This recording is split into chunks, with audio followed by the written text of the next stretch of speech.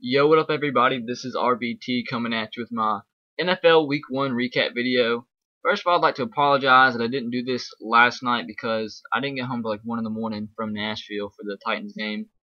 So expect this video to be every Sunday night from now on, unless I go to a game again or go to an Alabama game or something and don't get home in time. But if I go to an Alabama game, it shouldn't really affect Sundays as much. But let's get right into it. Like I said, just expect this every Sunday, and I'm going back to my regular schedule this week. So let's get right into the Week 1 recap. Starting with the Cowboys-Giants game. This is very surprising. Nobody really expected the Cowboys to win this game. Nobody expected the Cowboys to be successful this year. But, I mean, Tony Romo had a heck of a game. He had 307 yards passing, 3 touchdowns. Only had 7 incompletions. DeMarco Murray went over 130 yards against this Giants defense. It kind of makes me mad because I had the Giants starting in my fantasy league, and they only got me 4 points. 4 points. So, but Eli Manning didn't do that great either. He only had 213 yards passing, only 1 TD. Ahmad Bradshaw only had 78 yards passing. So, it's just a kind of disappointing game for the Giants. Maybe this is just a maybe it's just a weird game for the Giants being on a Wednesday night. I mean, I know it was at home and everything, but I don't expect the Giants to be like this all season. I expect them to make the playoffs again. So, if you're 1-0 right now, I mean, or 0-1 right now, it's nothing to worry about. It's just one loss. I mean, you got 15 games left to go. So, Week 1 isn't that big of a deal. I mean, it's a game that counts, but it's not that. I mean, you shouldn't base your season off of Week 1. I mean, that's obvious. Andrew Luck loses in his first NFL game that counts, 21-41 against the Bears. He was 23 of 45, 309 yards and 1 touchdown and 3 picks. I think it's only like 51% completion percentage. If you had to compare Andrew Luck and RG3, Andrew Luck had, RG3 definitely beat Andrew Luck out Week 1. I mean, I know they don't like to be compared, but I mean, it's gonna happen because I mean, 1 and 2 picks in the draft, it's gonna happen. But Jay Cutler had a big game. I think I predicted this game that the Bears were gonna win this game. Pretty big. I think Jay Cutler had 21 attempts, 35 attempts, 21 completions, 333 yards. 2 TDs, and Matt Forte went for 80 yards, and Brandon Marshall had a big game as his first game as a Chicago Bear, had 119 yards, so big game for the Bears, and they get a big win, 41-21 over the Colts. Browns almost upset the Eagles, but the Eagles avoid the upset against the Browns, 17-16. Michael Vick, he had a so-and-so game. He threw 56 times, 29 completions. 317 yards, 2 TDs. LaShawn McCoy went over 100 yards, ran for $110. Jeremy Maclin had 7 receptions, 96 yards, and a TD. Brandon Weeden, oh my God, man, he looked terrible. The Browns are never, ever going to go anywhere unless they can find a quarterback that is actually decent. Brandon Weeden does not look decent at all. I mean, he does not look any better than Colt McCoy did. And, the offense for the Browns was just anemic this game. It was just terrible. I mean, Trent Richardson even only had 19 carries, 39 yards. That's not expected. I mean, you do kind of like gotta. How can I word this? You did kind of expect Trent Richardson not to have that big of a game because first of all, he's coming off a knee surgery. This is his first game back from knee surgery. He didn't play at all in the preseason. And then you got such a terrible quarterback in Brandon Weeden. So the Eagles and whoever the Browns play, they can just load the box and stop the run. Because that's all they can do unless they can find a quarterback who is just decent at all. And that is not Brandon Weeden or Colt McCoy. And, I mean, Brandon Weeden might get better as the season goes on. But right now, and judging from the preseason, it's not looking like that at all to me.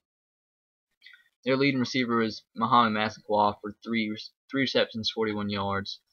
But the Eagles do avoid the upset and beat the Browns 17-16. Rams at the Lions. This is another close upset.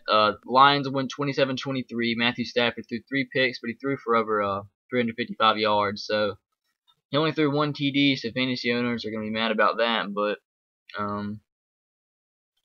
it was it was a so-and-so game for the Lions. A win's a win in the NFL. Doesn't matter how you win. A win's a win. Sam Bradford had a decent game, 17 to 25, 198 yards. Steven Jackson, my running back in my fantasy league, had 21 carries, 53 yards. I think he only got me like 8 points. That kind of made me sad. But Kevin Smith came up big in this game, ran for over 60 yards and only 13 carries and a TD with Javid Best out for this game. So and as always, Calvin Johnson goes out big, 6 receptions for 111 yards. So it's a big win for the Lions. I mean, they avoid the upset, but like I said, a win's a win. That's all that matters in the NFL. Oh, God. Patriots and the Titans. Patriots win this game 34-13. I was at that game and about wanted to just claw my eyes out. The difference in this game was the Patriots' leading rusher was Stephon Ridley. 21 carries, 125 yards. A heck of a game, 1 TD. Our leading rusher was Jake Locker on 2 carries for 11 yards. Chris Johnson had, I think, 13 carries for 4 yards. You cannot be one of the most paid, one of the most expensive running backs in the league and run for 4 yards in your biggest game of the season in your season opener. No, I'm sick. I'm absolutely sick of Chris Johnson. He is terrible. He was good his first 2 years because everybody was surprised by his speed, didn't know what to do, and now he just thinks he's so fast that he can run to the outside every single play and get yards. No, he can't. He needs to learn how to run north to south. Stupidest play call. We get to the 1 yard line, this touchdown, and get us back in the game. But no, we run with Chris Johnson, and he gets a negative 4 yard loss to the 5 yard line. We don't end up scoring because Chris Johnson sucks, and I'm sick of him. I'd rather Darius Renard play at running back than Chris Johnson because he's just stupid. That's the only way to put it. He's stupid. Does not know how. He has all the talents in the world, but he's just stupid and does not know how to play running back anymore. Patriots win this game 34-13. I'm gonna leave it at that before I get mad and like punch the screen or something. Falcons beat the Chiefs 40-24. Matt Ryan had a big game. Didn't have any turnovers. 23 of 31, 299, 3 TDs. Julio Jones, a Roll Tide, was leading receiver for this game. 6 receptions, 108 yards, 2 TDs. Michael Turner had a not great game. 11 carries, 32 yards. On the other side, Matt Castle, decent game. 21-33, 258, 1 TD. Jamal Charles actually had a pretty good game. 16 carries, 87 yards. And Darian McCluster had 6 receptions, or Dexter McCluster, sorry, 6 receptions, 82 yards. But Ryan had 4 total touchdowns in this game, and that was basically the difference. I expected the Falcons to win this game, but not by this much, so that's kind of surprising to me. But 40-24, the Falcons win this game. Big game for the Atlanta Falcons. Looks a lot more promising than that playoff game last year, and they only scored 2 points. But yeah, the Falcons get the victory. The Jaguars and the Vikings. This game kind of surprised me. I mean, I know these two teams are one of the 2 worst in the NFL, but I expected the Jaguars to win this game pretty easily, but they proved me wrong. Vikings win this game 26-23 in overtime. Blaine Gabbert actually had a pretty good game, and I mean, not like last year. He looked a lot better. This actually ended up being a pretty interesting game because he had the 2 running backs both returned. 2 of the better running backs, or probably the 2 best running backs in the NFL. Maurice Jones-Drew and Adrian Peterson both returned for this game. Jones-Drew from a holdout, and Adrian Peterson from a injury. They played kind of evenly. I think Adrian Peterson had the better game. Jones-Drew had 19 carries, 77 yards, no touchdowns, and Peterson had 17 carries, 84 yards, and 2 TDs. And that's where the difference was. Blaine Gabbert did have a big game, and he did lead them down the field the last drive of the game. And I don't even know how the Vikings ended up scoring again, but Christian Bonner came up big, 20 of 27, 270 in the air, and Percy Harvin led the Vikings with 84 yards on 6 receptions. But I guess it's a big win for the Vikings. They're expected to be one of the worst teams in the NFL this year, but who knows? They could surprise some people, and that only will start out by a win. That's what they got against the Jaguars, 26-23. Just a few more games to recap.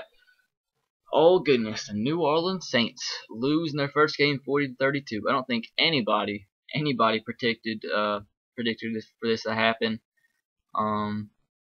Is RG3's number 10?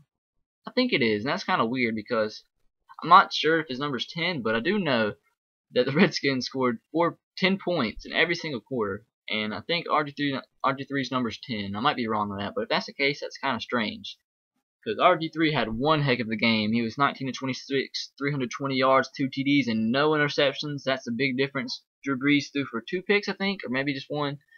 But that's where the difference was. And the Saints tried to come back. They scored 15 points. The Redskins 10 in the fourth quarter, but Redskins get the victory 40 to 32. RG3 played a heck of a game, like I said.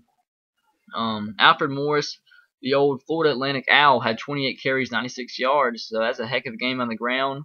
So the Redskins just absolutely exploited that Saints defense, and I don't know if that was such expected. I mean, I knew the Saints defense wasn't the best in the world, but I don't think they're expected to give up 40 points to the Redskins. But Drew Brees kind of had a subpar game. He completed under 50% of his passes, was 24-52, 339 yards. Leading rusher was Thomas for 4 carries, 17 yards. But it is what it is for Saints fans. I know they're all disappointed. Nobody expected the Redskins to beat the Saints, especially in Week 1 with a rookie starting. But it is what it is. Had a great game, 40-32 Redskins. And this game was probably just as much as a shocker as the Saints-Redskins game. Jets win 48-28. The Jets score one offensive touchdown in the preseason. Then they go and score 48 points in the season opener against the Bills. That's kind of strange. Sanchez had a really good game. 19 completions out of 27 attempts, 266 yards, 3 TDs. I think the Jets scored 2 or three touchdowns, not on offense. So either it be a defensive touchdown or special teams touchdown. I'm not really sure, but this was not expected by anybody. I think Fitzpatrick threw a bunch of picks, but like I said, the Jets. I predicted Stephen Hill to be one of the better receivers for the Jets this year. I don't know if that's going to be the case, but he did lead the teams with 89 yards and 2 TDs in this game. So big game. Mark Sanchez and Stephen Hill. Also to add, Sean Green had a really good game. 27 carries, 94 yards, 1 touchdown. So I mean, it's a big win for the Jets. Nobody really expected them to win, if this big. So, not much else to say, but good job to the New York Jets. I actually do have a few more games to recap. Dolphins lose to the Texans 32-10. Ryan Tannehill didn't have that great of a game. No TDs, threw a few picks. Reggie Bush had 69 yards on the ground on 14 attempts. Matt Schaub was the difference really in this game. 266 yards, TD to Tannehill's no touchdowns. A big second quarter for the Texans. What really gave them the win? They scored 24 points in the second quarter. Andre Johnson, as always, had a big game. 8 receptions, 119 yards for the TD. Dolphins were winning this game deep into the second quarter. But it was 3-0 at the time, and in a blink of an eye, it goes from 3-0 to 24-3. So, props to the Texans for not letting the Dolphins get to them and beat them. 30-10 Dolphins. And Packers 49ers. I didn't predict this game correctly. I thought the Packers were going to outscore the 49ers, but they proved me wrong. 49ers won this game 30-22. Alex Smith was consistent in this game. 20-26, 211 yards, 2 TDs. Frank Gore had a huge game. Only 16 carries for 112 yards and a TD. Absolutely shredded that Packers defense. And Aaron Rodgers didn't have that bad of a game either. 30-44, 303 yards, 2 TDs. And difference is, like I said, it's the same as the Patriots-Titans game. Jake Locker, didn't necessarily outplay Tom Brady, but he played a heck of a game, especially for his first career start. But difference is, Frank Gore had 112 yards, was the leading rusher for the San Francisco 49ers, and the leading rusher for the Green Bay Packers was Aaron Rodgers with 27 yards. That's not going to give you a victory there. But the 49ers win 30-22. Surprised probably a lot of people. Now I have 3 games to recap. Seahawks, Cardinals. Russell Wilson couldn't quite get it done on that last drive. I think it was a 1st and goal. The Cardinals squeak out this victory 20-16. John Skelton, 50% completion percentage, 14-28, 149 yards. As always, Larry Fitzgerald was the leading receiver, 4 receptions, 63 yards. Russell Wilson was kind of so-so this game, 18 to 34, only 153 yards through the air with a TD. Marshawn Lynch had a decent game. He really kept him in the game, 21 carries for 85 yards. So kind of sad to see a guy like Russell Wilson get his first career start and trying to prove so many people wrong. And he comes this close to a victory. Kind of reminds me of the Saints and Titans game from last year, but I guess you could take some positives from this game if you're the Seahawks. I don't think many people predicted them to beat the Cardinals with Russell Wilson starting at quarterback. But it is what it is. Cardinals win 2016. Panthers and Bucks. The Bucks win 16-10. I don't think too many people predicted Greg Schiano to be that successful in his first year as head coach. But, you can't do much better than start off with a W. Cam Newton had a decent game. 23-33, 303 yards. Threw 2 picks and a touchdown. Leading rusher was Pilares, 1 carry, 5 yards. Wow. Steve Smith had a big game, 7 receptions, 106 yards. And difference in this game was Doug Martin had 24 carries for 95 yards. Don't you notice a trend? Leading the team with the more rushing yards, basically, or more than likely, will win the game. Because leading rusher for the Panthers, 5 yards. Doug Martin, 95 yards. 16-10 Panthers. And Josh Freeman only threw for under 38 yards, but is what it is. And here we go. Last but not least, Peyton Manning's return. He gets the W against the Pittsburgh Steelers, 31-19. Took 17 points in the fourth quarter, but the Broncos pulled it out. Peyton Manning had a pretty good first game, 19-26, 253 yards, 2 TDs, no interceptions. Willis McGahee, he had 64 yards on the ground. And Demaryius Thomas led the team with 5 receptions, 110 yards. Big game from Demaryius Thomas. Big Ben, so-so this game, 22 of 40, 245 yards. Jonathan Dwyer was the leading rusher for the Pittsburgh Steelers, 9 carries, 43 yards. And Antonio Brown led the team with 4 receptions, 74 yards. It's kind of fun watching this game. I watched a little bit of it. We were eating at Applebee's, and I had to listen to the rest of it on the radio. But it was a closer game than 31-19. But Broncos win. Peyton Manning's return, 31-19. It's gonna be fun to watch the Broncos the rest of the season. So that's been my NFL recap of Week 1, and it's funny. This video is just as long as my college football recap video was. I thought I was going over 20 minutes, but see you guys later.